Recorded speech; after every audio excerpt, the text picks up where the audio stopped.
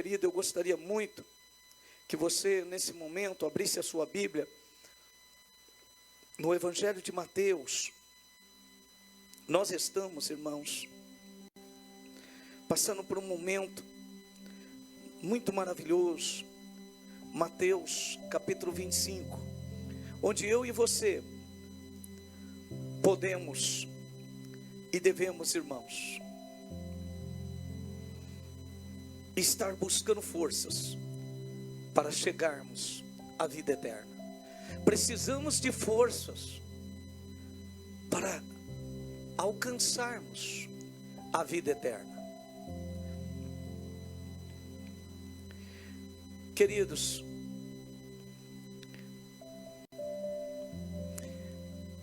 eu sei que quando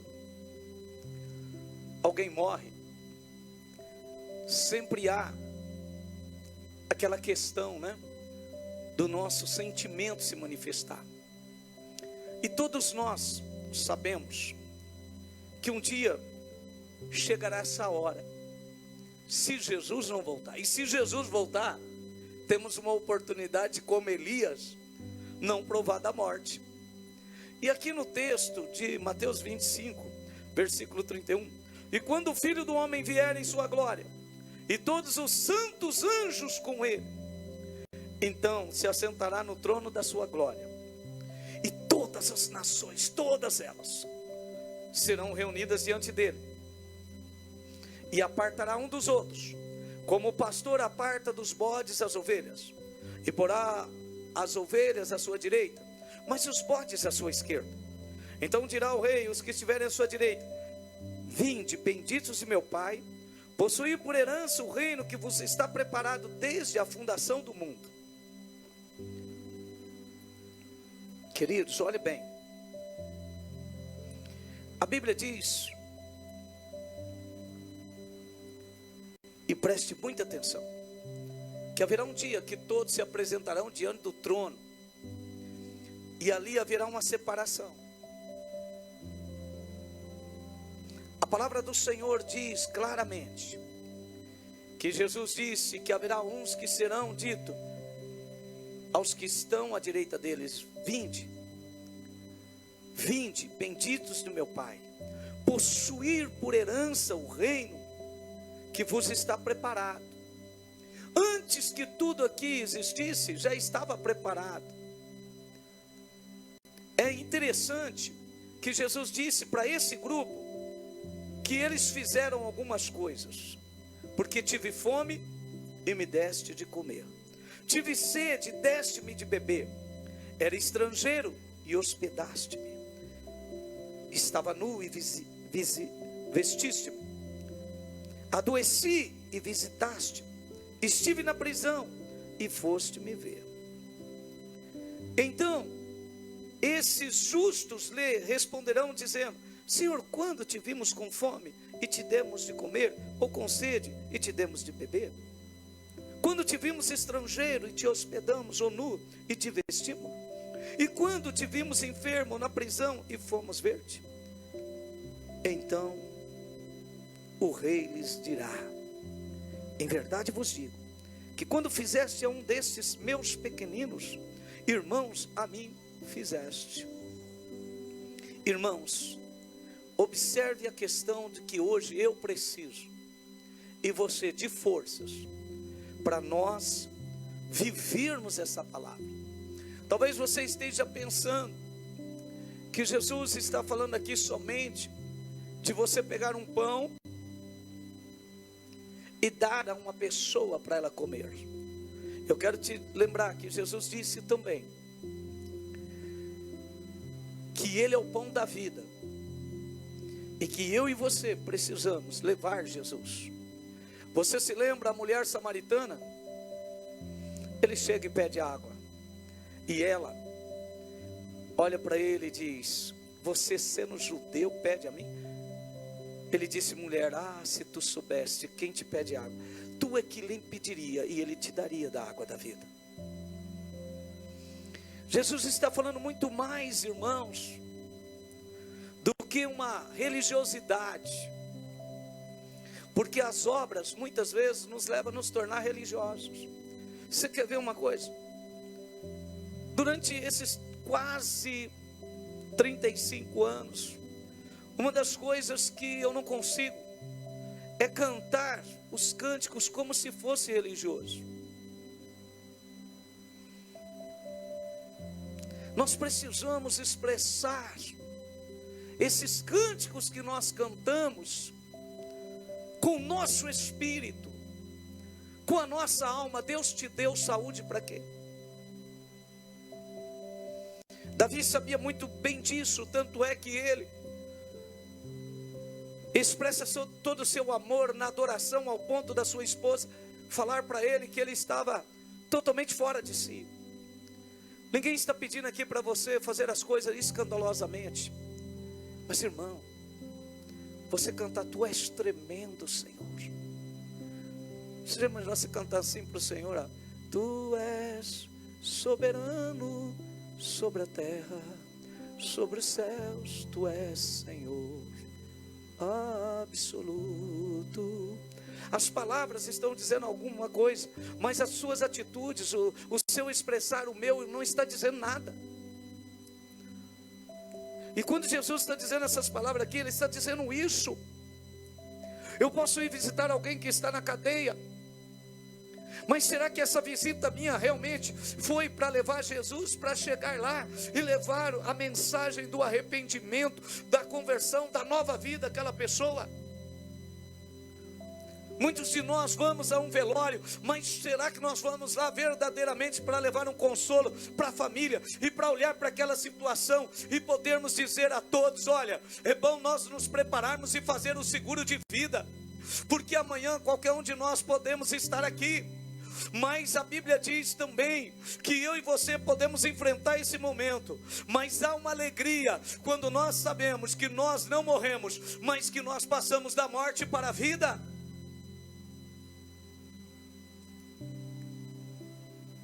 Podemos visitar uma pessoa enferma, mas irmão, a nossa visita precisa causar aquilo que Jesus causava quando Ele ia e chegava para fazer uma visita a um enfermo.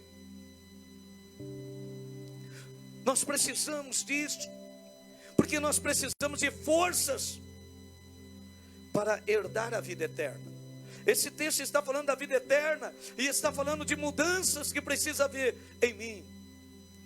Porque, irmãos, preste muita atenção, você está em Mateus capítulo 25.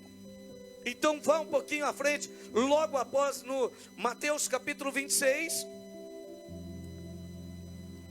Veja bem, em poucos versículos você chega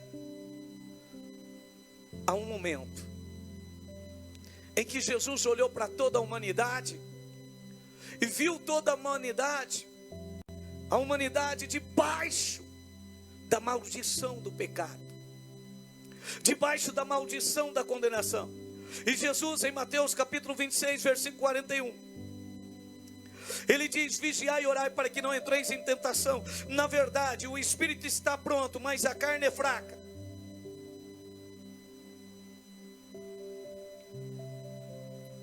Queridos, observe bem o que Jesus está vivendo. E eu quero que você entenda, para que você e eu alcançamos a vida eterna, nós vamos ter que vencer grandes desafios. Vem vindo aí pela frente grandes desafios. E quais são esses grandes desafios, pastor?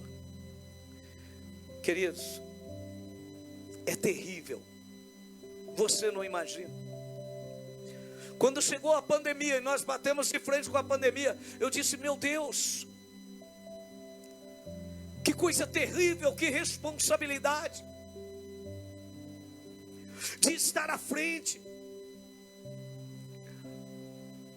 E hoje eu e você precisamos nos preparar para desafios ainda maiores. Ou você nunca leu o Apocalipse? E cada dia que passa, os desafios maiores estão chegando. E como que você vai se comportar? Nós temos visto que há duas vertentes, e elas estão batendo como oportunidade na nossa porta. A primeira oportunidade, da primeira vertente, é você se entregar a esse mundo e andar segundo o curso dele. E sabe o que vai acontecer? Mateus capítulo 24, versículo 12.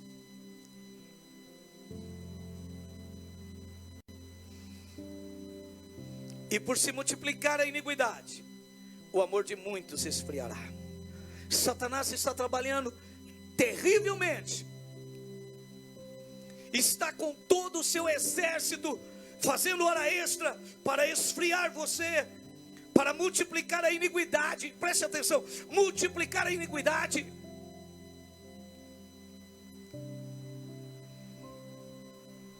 Ele está trabalhando para que 1 Timóteo capítulo 4 versículo 1 e 2 seja uma realidade. 1 Timóteo capítulo 4 1 e 2. Mas o Espírito expressamente diz que nos últimos dias apostatarão alguns da fé, dando ouvidos a espíritos enganadores e a doutrina de demônios, pela hipocrisia de homens que falam mentira, tendo cauterizado a sua própria consciência. Você quer ver? O Espírito Santo diz: nos últimos dias muitos apostatarão da fé, abandonarão a verdadeira fé, abandonarão a Jesus Cristo, abandonarão o caminho, a verdade e a vida. Eles darão ouvidos a quem? A palavra de Deus? Não, eles darão ouvidos aos espíritos enganadores e à doutrina de demônios. Como diz em Gálatas capítulo 1, Paulo diz: Gálatas, o que está acontecendo? Eu estou abismado. Quão depressa vocês estão deixando o verdadeiro evangelho e estão indo para outro evangelho que não é evangelho. São doutrinas de demônios. Versículo 2: pela hipocrisia de homens que falam mentiras, tendo cauterizado a sua própria consciência. Irmão, o negócio é tão ferrenho, mas o negócio é tão terrível, que a mente da pessoa é cauterizada, que ela fala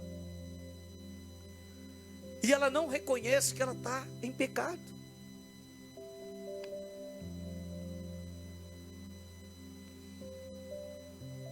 O pecado deixa de ser.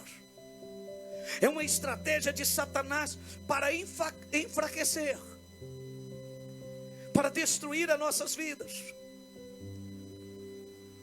2 Timóteo capítulo 3 versículo 1. Vamos lá?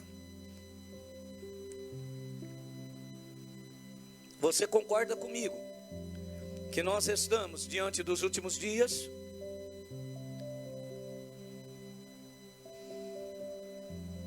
E a Bíblia diz que viriam tempos trabalhosos. E quando fala tempo trabalhoso, eu me trago à minha memória que eu preciso ter forças. E para realizar trabalho se gasta muita força. E esse trabalho que está dizendo aqui, versículo 2: porque haverá homens amantes de si mesmo. Irmãos, quantas pessoas estão amando a si mesmo? Meu Deus, se amam tanto,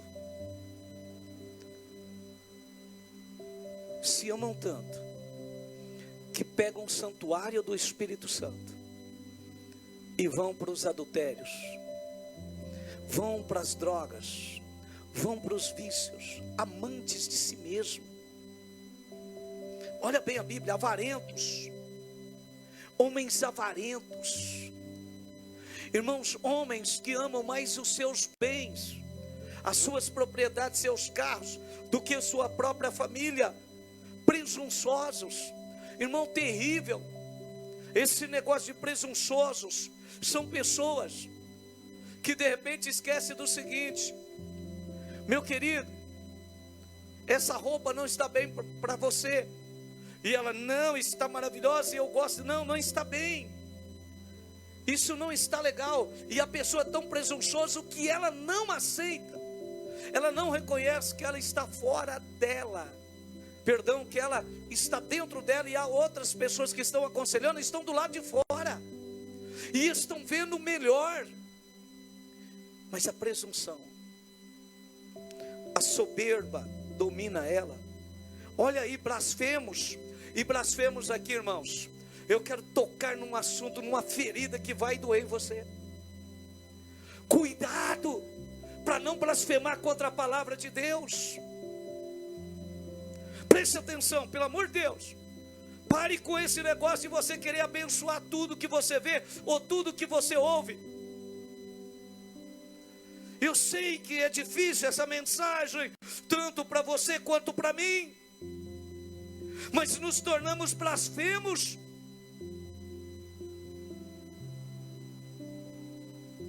Nesses dias atuais, pessoas que são verdadeiros servos do diabo e que são louvados pelos cristãos. Os cristãos blasfemando da palavra de Deus, quando a Bíblia diz para você não se deter nas rodas dos escarnecedores, e você está lá, blasfemando da palavra de Deus, indo pelo caminho dos pecadores, andando no conselho do ímpio, andando no conselho do ímpio, você está blasfemando, desobediente a pai e mães, ingratos, profanos. Olhe para a sua situação, olhe para a situação da sociedade. É ou não é os últimos dias? Pessoas sem afeto natural, irreconciliáveis, caluniadores, incontinentes, cruéis, sem amor para com os irmãos, traidores, obstinados, orgulhosos, mais amigo dos deleites do que amigos de Deus, tendo aparência de piedade, mas negando a eficácia dela. Destes afasta-te. Irmãos, eu sei que nós cristãos, eu sei que muitos até mesmo já olharam para nós e estiveram um dia conosco, e depois de se envolverem com o mundo, como diz a Bíblia, amar mais o mundo, olharam para nós e dizíamos: vocês se acham melhor do que os outros? Não, de maneira alguma, muito pelo contrário. A Bíblia diz para mim entrar no reino do céu, eu tenho que ser o menor. Mas quando eu olho para dentro da Bíblia, a Bíblia diz o seguinte, e eu aprendi isso há mais de 35 anos. Eu não era convertido, morava numa rua, e naquela rua tinha uma casa de crente. Irmãos, eu não sabia nem o que era crente, mas eu sabia que aquela família era diferente, a maneira deles se comportar era diferente, a maneira deles vestir era diferente, a maneira deles andar era diferente, a maneira deles falar era diferente, tudo era diferente. Sabe por quê? Porque eles eram sal dessa terra, eles eram luz desse mundo. E eu quero lhe perguntar algo: você ainda consegue ver a diferença hoje, quando você olha para uma família verdadeiramente cristã? Se você ainda crê que o Espírito Santo está fazendo isso sobre a terra, dê uma salva de palmas a Ele e um grito de aleluia.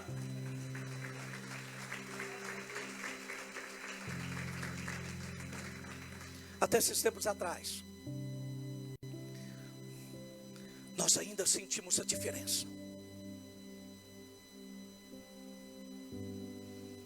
E muitas irmãs da igreja aqui, elas testificavam, e até hoje testificam. Pessoas que têm, irmãos, parentes, familiares que não são da igreja, eles testificam, dizendo: olha, os outros podem roubar, mas vocês não. Os outros podem mentir, vocês não. Os outros podem beber, vocês não. Por quê? Porque vocês são templos do Espírito Santo, comprados e lavados e remidos pelo sangue de Jesus. Eles olham para nós. Observe bem, meu querido, seus parentes, seus familiares. Será que eles ainda estão olhando para você? Estão vendo um crente que não fala palavrão, estão vendo um crente que não mente, estão vendo um crente que jamais irá decepcioná-los? Porque a Bíblia diz que nos últimos dias, na outra vertente, há um poder tremendo trabalhando. Contra todas essas obras aqui do diabo, está o Espírito Santo agindo. E em Joel, capítulo 2, versículo 28, assim diz o Senhor expressamente: e há de ser que nos últimos dias derramarei do meu Espírito sobre toda a carne. Quem aqui ainda está em carne, levanta as tuas mãos e diga: essa promessa é para mim. Quem ainda está em carne, eu estou dizendo carne e osso, meu querido, não estou dizendo em carne e pecado, não. Eu estou dizendo, se você ainda está aqui em carne, se você ainda está aqui vivo, se você ainda está aqui sobre a terra, diga: essa promessa é para mim.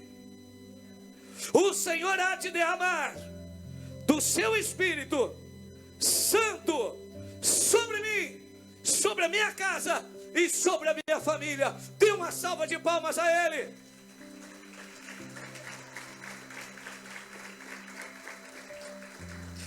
Vem para Atos capítulo 2, versículo 16.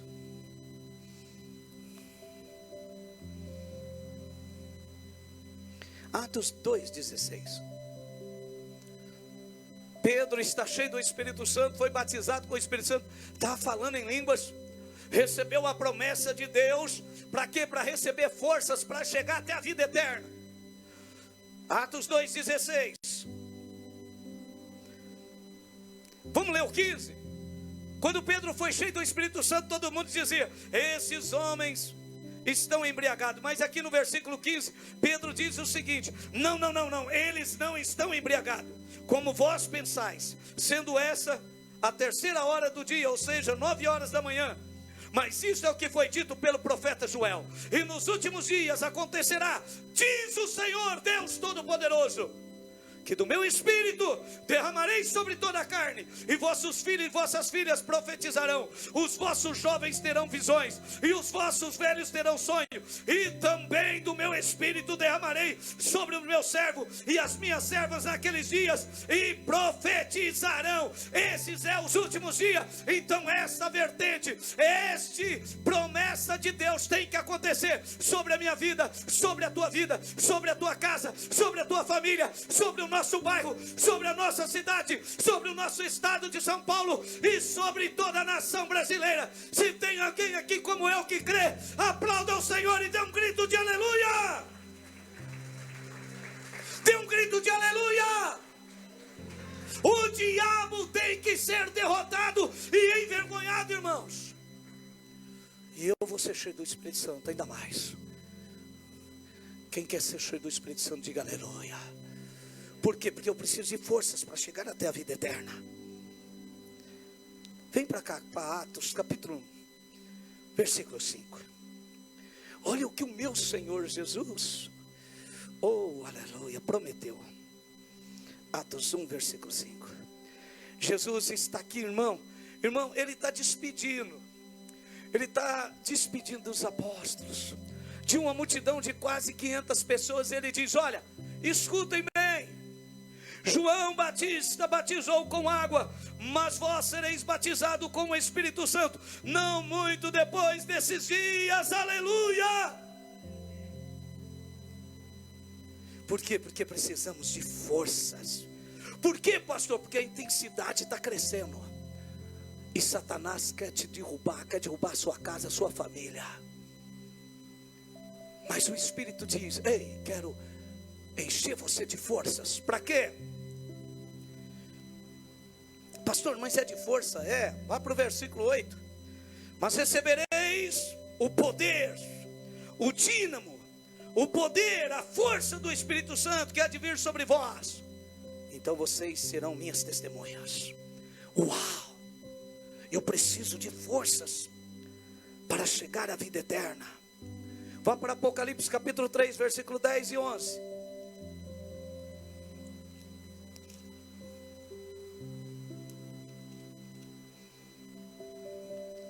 Como guardaste A palavra da minha paciência também eu te guardarei da hora de tentação que há de vir sobre todo mundo, para tentar os que habitam na terra. O Senhor está dando uma promessa para mim e para ti, meu irmão. Se você verdadeiramente buscar essa força, Ele vai te dar uma proteção para vencer todo esse mal que há de vir sobre toda a terra. E Ele diz que Ele nos guardará. E no versículo 11, Ele dá um brado e diz: ei, eis que cedo venho, guarda o que tens, para que ninguém tome a tua coroa. Quem está com a coroa sobre a cabeça, diga aleluia, diga glória a Deus. Por isso que lá no texto de Pedro, lá de Apocalipse, diz assim: e Ele, o Senhor, comprou para si homens de toda tribo, raças e línguas, e os tornou sacerdotes, e o tornou nação santa, geração eleita do Senhor. Sabe o que isso está dizendo? Que no mundo espiritual, irmão, eu e você não vemos, e nós muitas vezes nem conseguimos trazer à memória quem somos, mas os demônios olham sobre ti, sobre a tua cabeça e dizem: lá vai o coroado, lá vai o coroado, lá vai o eleito do Senhor, lá vai aquele que é rei e sacerdote eleito pelo Deus vivo todo-poderoso. Eu quero lhe perguntar nessa noite: será que eu estou diante de reis e sacerdote do Senhor? Se eu estou diante deles, dê uma salva de palma para Jesus e aplauda ao Senhor e glorifica a Ele e exalte a Ele e bendiza a Ele. Seja sábio, faça 3 coisas. Primeiro, não se distraia. Como assim, pastor? Não tire os olhos. Faça como o apóstolo Paulo: eu estou caminhando para o alvo, para o autor e consumador da minha fé. Primeira coisa, não se distrair. Diga comigo: não devo me distrair. Não se distraia, não tire os olhos do foco. Segundo, devo me ocupar com as verdadeiras práticas. Irmão, se envolva com as verdadeiras práticas. Te ocupe. Encha a tua mente da palavra de Deus. Satanás e sua família não tem jeito, você diz: pois o Espírito do Senhor foi derramado sobre mim para renovar, restaurar e edificar a minha casa e a minha família. Isaías capítulo 61, está lá no versículo 4 em diante. O Espírito do Senhor está sobre nós e Ele renova, Ele edifica, Ele restaura, Ele faz tudo novo. Quem crê nisso, diga aleluia. Então não te distraia, te ocupe com a palavra de Deus. Terceiro, não te embriague com as coisas desse mundo, mas se embriague com o Espírito Santo. Por isso que o crente não bebe nem champanhe sem álcool, mas ele se enche do Espírito Santo. Não embriagueis com vinho, onde há contenda, mas enchei-vos do Espírito Santo. Ele anda, meu querido. Eu sei que a gente tem que ter um equilíbrio, mas, meu querido, ele anda cheio do Espírito Santo. Ele anda cheio do Espírito Santo. Ele anda cheio do Espírito Santo. Sabe o que acontece? Irmão, quando você está cheio do Espírito Santo, Tiago 4,7. Tiago 4,7. Tiago 4,7. Os diáconos podem subir, os músicos. Tiago 4,7. Sujeitai-vos, pois, a Deus. Resisti ao diabo e ele fugirá. Irmão, crente cheio do Espírito Santo. Sabe, meu querido, sabe qual que é o prazer dele? Sabe qual que é o prazer dele? Vamos para a oração. Vamos para a oração. Um crente cheio do Espírito Santo é como Jesus. Está lá no meio daquela multidão, está uma festa, meu querido, você nem imagina. E Jesus se retira. E quando vão procurar ele, está lá em Marcos, capítulo 1. Você pode levar na sua casa. Lá no capítulo 1 de Marcos, todos te buscam o Senhor. E o Senhor está lá sozinho orando, cheio do Espírito Santo. Então procure agora, meu querido, te ocupar e te embriagar com o Espírito Santo. E sujeita-te a Deus como pastor. O Espírito Santo vai te conduzir. E você vai resistir ao diabo. Toda oferta do diabo não vai ter vez. Segundo, pessoa cheia do Espírito Santo, Efésios 4, 27.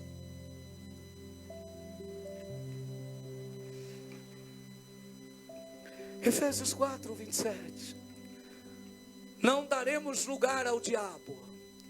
Efésios 4, 27. Não deis lugar ao diabo. O diabo não vai ter, meu irmão, nenhum tipo de como te atingir. E aqui eu quero agora, antes de você pegar esse pão, antes de você pegar esse cálice, que você tome uma decisão. Assista esse áudio. Assista esse áudio. Antes de você tomar a Santa Ceia.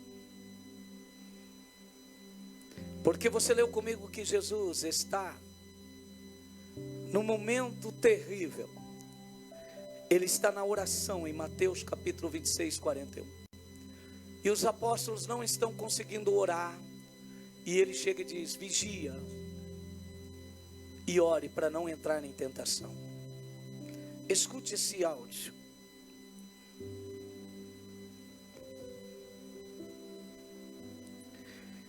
Concentre-se na oração, meu irmão, no jejum e na leitura da palavra e na prática da palavra. Eu quero que você preste muita atenção.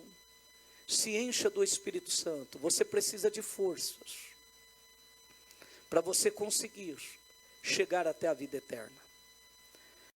Eu gostaria que você que é batizado, você vai segurar o pão e o cálice e vai esperar os irmãos e prestar muita atenção nesse áudio, para que nós ganhemos tempo. Podem servir por causa desse relógio, irmãos. Se nós pudéssemos ter o culto de 3 horas, aí não precisava ter pressa. Então uma pessoa cheia do Espírito Santo, ela vai se ocupar com uma oração, com o jejum, com a leitura da palavra e com a prática da palavra. Você que é batizado nas águas, segure o pão e o cálice e ouça com muita atenção esse áudio. Eu tive o privilégio de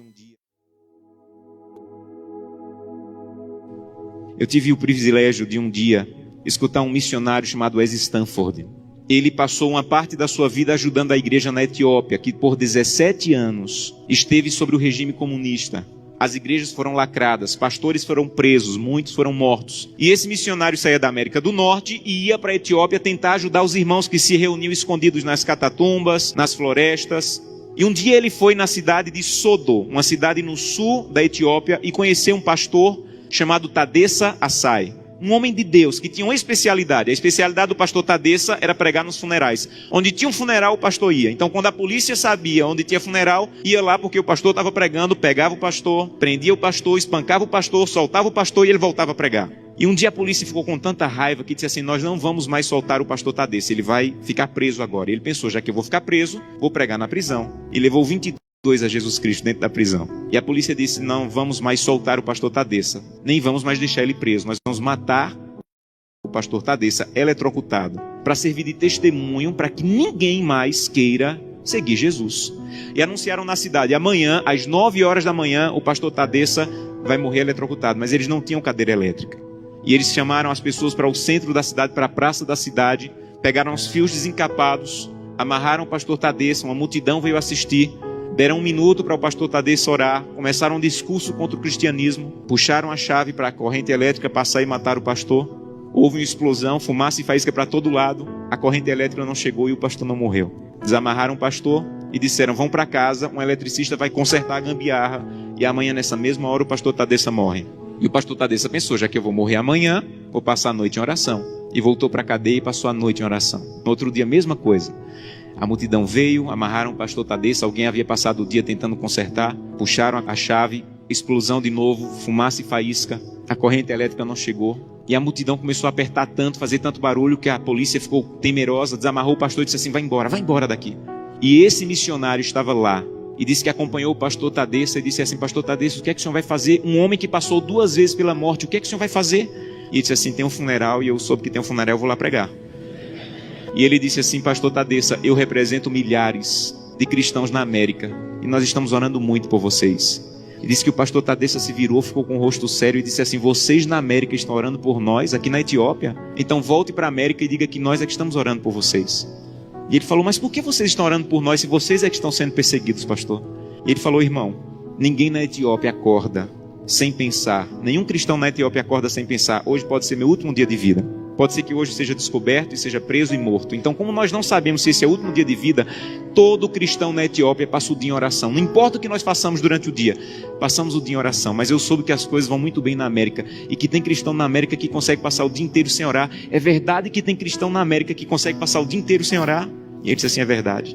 Ele falou: você sabe que é proibido se reunir, mas nós precisamos tanto do corpo de Cristo que, mesmo sendo proibido, nós nos encontramos escondidos à noite, no escuro, na floresta, nos cemitérios, porque nós precisamos do corpo de Cristo. Mas eu soube que vocês têm igreja na América em todas as esquinas, e vocês podem entrar na igreja a hora que quiserem, que a polícia não vai entrar para espancar vocês. Mas eu soube que na América, no dia de culto, tem cristãos que ao invés de ir para a igreja, ficam em casa assistindo. É verdade que no dia de culto vocês podem ir a hora que quiserem, e vocês não vão, vocês ficam assistindo. É verdade que isso acontece na América, irmão? Ele disse assim: é verdade.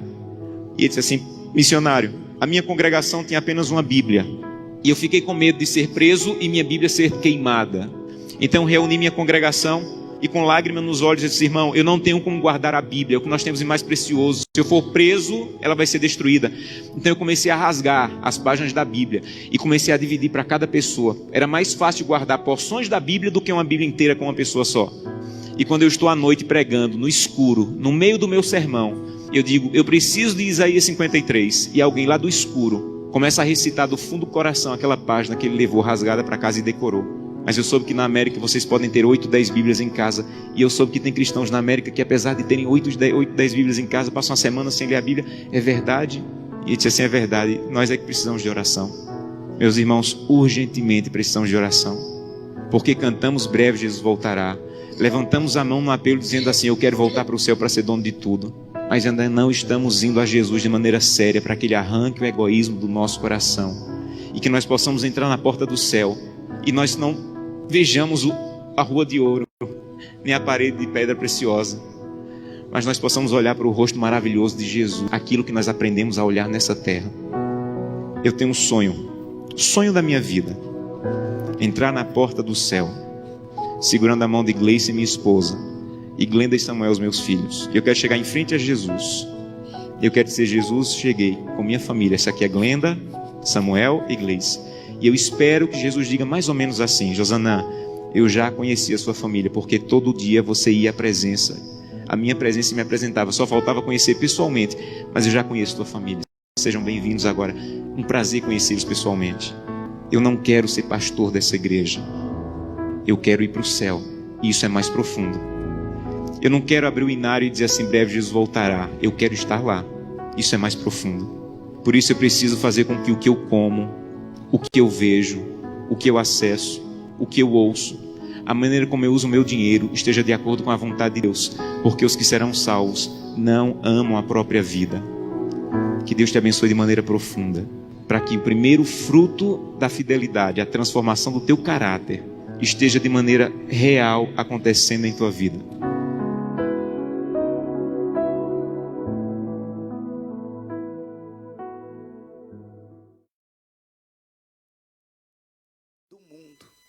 Da onde sairiam os missionários para evangelizar o mundo. A igreja, ela tem uma natureza, só que a natureza da igreja, durante esses 30 anos, foi contaminada. E hoje você olha para um culto de segunda-feira, um culto de oração, um culto na semana, e os crentes não vêm.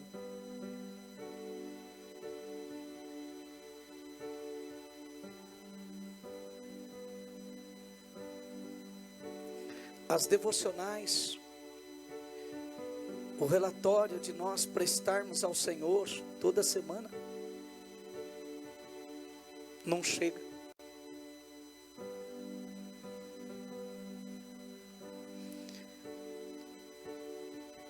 Muitos de nós estão tão ocupados que não estamos preocupados com a vida eterna.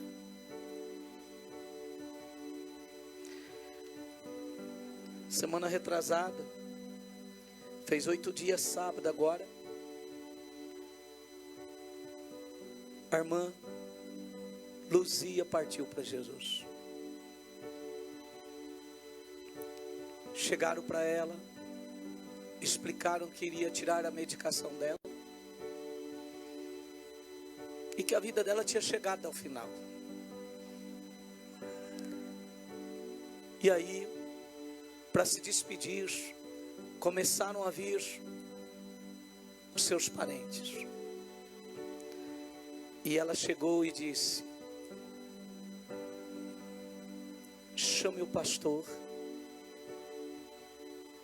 Chame o pastor.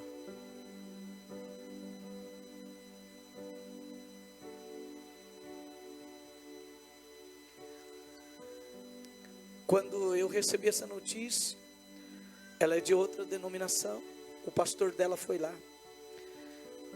Eu tinha conhecido essa mulher faz algum tempo, já na cama. Eu disse para o genro dela: eu preciso ir lá. E quarta-feira era mais de 10 horas da noite, nós paramos o carro na frente da casa. Eu disse: eu estou aqui, eu quero ver ela.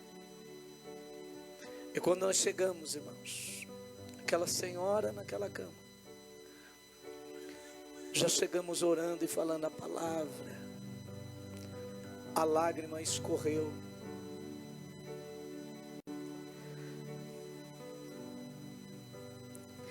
Jesus disse: eu vou preparar moradas, e se eu for, eu vou voltar para onde quer que eu esteja, vocês estejam também. Eu vou voltar para vos buscar.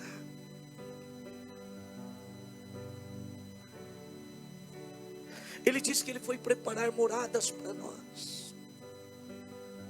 Mas antes, irmãos, ele deixou bem claro também que existe um lugar preparado. Está em Mateus 25, versículo 46, que diz que aqueles que não se entregaram a ele irão para o tormento eterno. Irão para o tormento eterno. Mas nós iremos para a vida eterna. Na quarta-feira eu estive com essa senhora. No sábado nós estávamos sepultando o corpo dela. Mas a morte do crente é gloriosa. Ao olhar por aquela senhora dentro, o corpo dela dentro daquele caixão, uma expressão tão bonita. Eu quero nesta noite te fazer uma pergunta. Seja só, vigie e ore, como você ouviu o testemunho, porque o teu Senhor está voltando. Guarde a tua coroa para que ninguém tome ela. Tome a decisão. Se entregue ao seu Senhor. Logo após esse culto terminar, vai até dos diáconos e diga: eu quero servir a Jesus, eu quero ir para a célula, eu quero fazer um discipulado, eu quero me batizar, e eu quero ser cuidado, eu quero ser um discípulo, eu quero ser um cristão de verdade.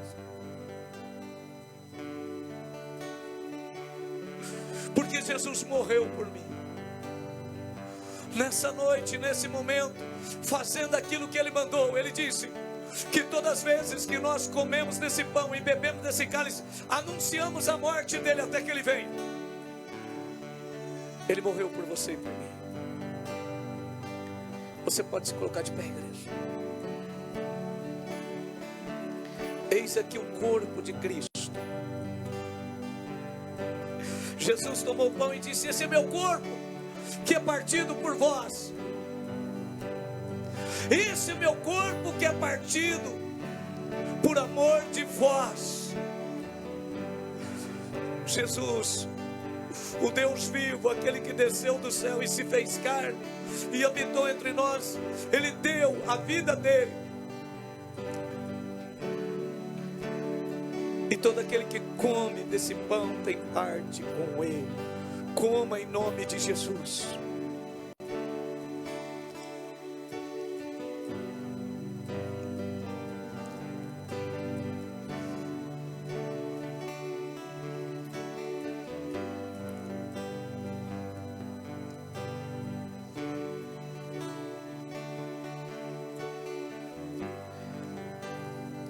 Eis aqui o cálice.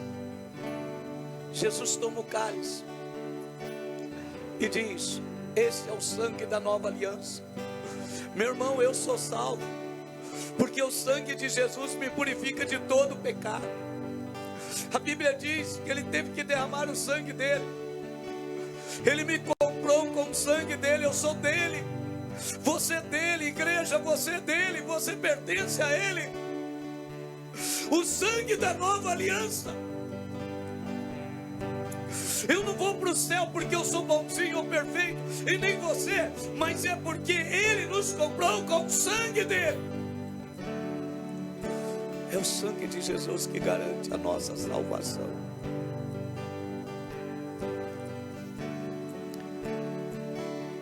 Eu sou justificado pelo sangue de Jesus. E Ele tomando o cálice diz: tomai e beber, essa é a nova aliança no meu sangue.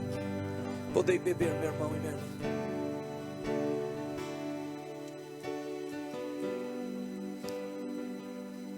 Amado Espírito, se você pode, se ajoelhe.